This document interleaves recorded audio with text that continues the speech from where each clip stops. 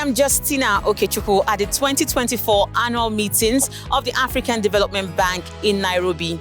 And this is a special edition of Energy Frontiers that highlights some of the conversations around the industry over the AfDB Summit Week. The overarching subject of the annual meetings was Africa's transformation, the African Development Bank Group, and the reform of the global financial architecture, with the discussions centered on fast-tracking Africa's economic growth and development through various initiatives. A number of key knowledge events were centered around the energy sector, in which a number of institutions are working to drive energy access, clean energy adoption and investments, climate adaptation, and the development of the African carbon markets. This was highlighted by the president of the AfDB Group, Dr. Akinwumi Adesina. The global financial architecture has a great role to play in mobilizing resources for development. Yet, today, while Africa's climate finance needs are in the order of $277 billion annually, the global financial architecture delivers only $30 billion for Africa, a continent that contributes the least to climate change and which suffers disproportionately from its negative effects, as we have seen in several countries. The Climate Action Window, which was launched by the African Development Fund to support low-income and vulnerable countries, is looking to mobilize $4 billion during the current ADF-16 cycle. The AfDB noted the importance of allowing the inflow of finance to address the impacts and shocks of climate change while pooling finances to where they are needed the most. Climate finance for most private sector investors is not cheap. The premium that is put on it because of the risk makes it very difficult to access. And so to demonstrate that this is possible, we have established what we call the Climate Action Window that said, look, we want finances to go to where is needed the most. So this Climate Action Window is part of our Africa Development Fund's replenishment. We've carved a window out of it. It's not much, has $429 million in it. 75% of that will go to adaptation, 15% of that will go to mitigation, and 10% will go to capacity building, because these are the things we've seen we need on the continent, not just for government, but even for the private sector. The Africa Development Bank has been at the forefront of several flagship programs to drive global goal on net zero carbon emissions by 2050, while ensuring that no one is left behind on the SDG agenda. Some of these efforts include, number one, the issuance of $750 million sustainable hybrid bond in January of this year, representing a first ever hybrid capital transaction from an AfDB. The initiative was oversubscribed at $6 billion. Secondly, we have the Climate Action Window, a first of its kind. And this window is dedicated for financing climate action for the benefit of 37 low-income countries. The Climate Action Window currently has $49 million and aims to raise up to $13 billion to fund adaptation, mitigation, and technical assistance in the proportion of 75, 15, and 10, respectively. We have more from the annual meetings of the AfDB Group when Energy Frontiers return.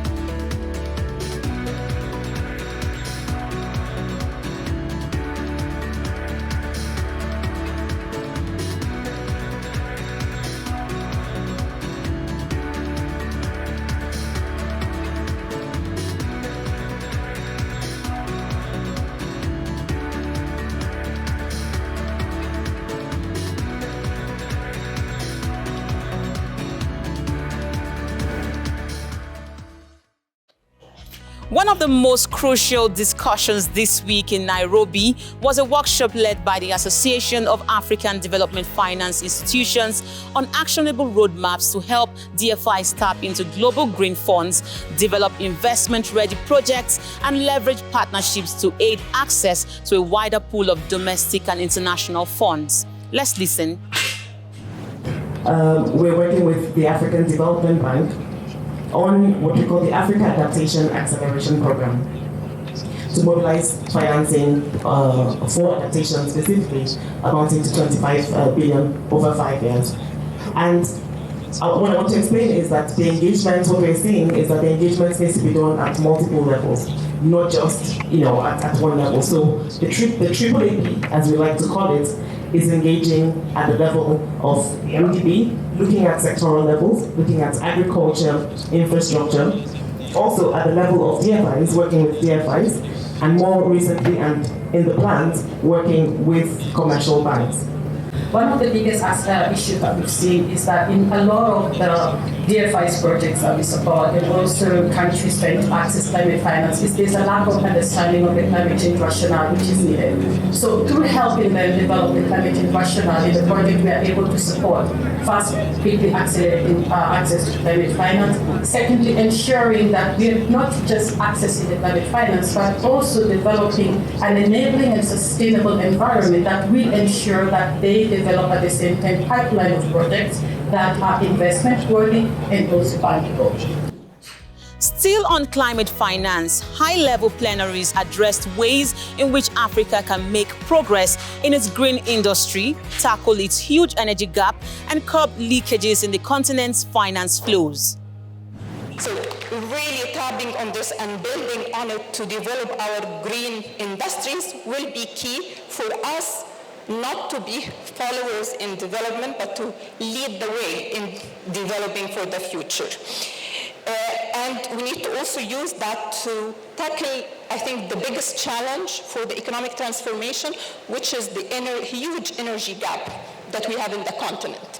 So if we can tap the energy pools, build the transmission lines that we were talking about in an earlier meeting today, that will give us the opportunity to address that biggest obstacle to economic transformation. But I think that to achieve structural transformation, we still need to focus more on the enablers. So it's infrastructure development. So investing in rail, in our road transportation, in our energy infrastructure. So this capital needs to go there, and we need long-term capital. It's not easy to invest profitable in the railway sector. It's not easy at all. It always needs government. It always needs some public-private partnership arrangements.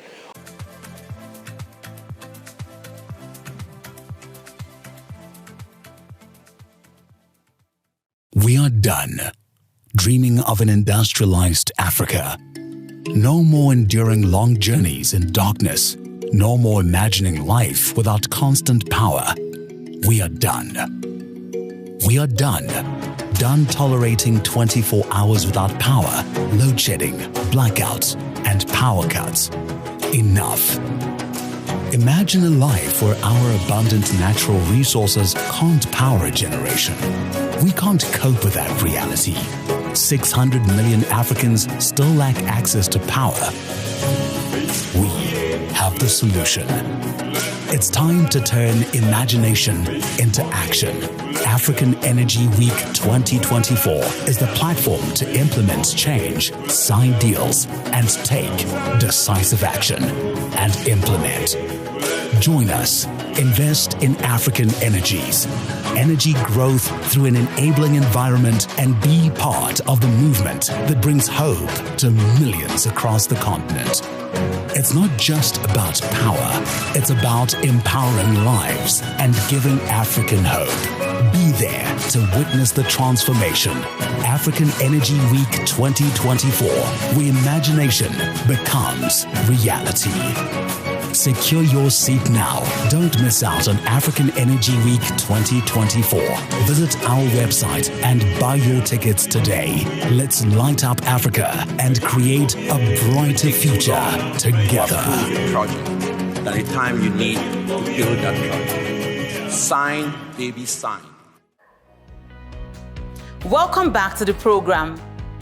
Another topic at the heart of key conversations was how Africa can harness its abundant carbon resources.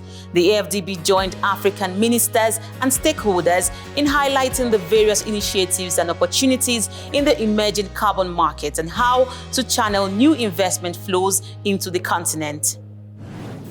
We have to foster an environment where African carbon credits are seen as credits that are produced with integrity, there is full transparency in the value chain, and that the benefits are shared equally with communities, with governments, with the buyers see value in the credits they're buying, but especially the project developers who are working on the ground to develop these communities must also be able to recoup their investment. So then we also have to support mitigations worldwide. That's where carbon markets can play a big role, and we have to work on adaptation. In our own country already, we also seen some floods, not as devastating as many countries in the south or on the continent here or in Kenya recently. But also we've seen already the effects of climate change. So we have to adapt worldwide, and we have to work on a system of worldwide adaptation and on the issue of loss and damage and forecast and prevention of the need to adapt at the end of the day. Our current project pipeline saw significant growth in the first quarter of 2024. And that includes currently 48 projects which are spearheaded by private entities across the following areas: renewable energy, waste management, and sustainable agriculture. So what we want to see going forward as a country, we just have two proposals. Honorable ministers, ladies and gentlemen, we believe that Africa will benefit from an established compliance carbon market to harness the continent's collective climate action efforts whilst addressing significant financial gaps in our adaptation strategies. Hope you enjoyed that package of the show from here in the beautiful city of Nairobi. Remember to follow the program on Frontier Africa Reports website, subscribe to our YouTube, and follow us across all our social media handles. For now, let's leave you with this insert where the Kenyan President, William Ruto, and the President of the African Development Bank treated delegates to a dance session together with a cultural troupe from Nairobi. I am Justina Okechukwu. Bye for now.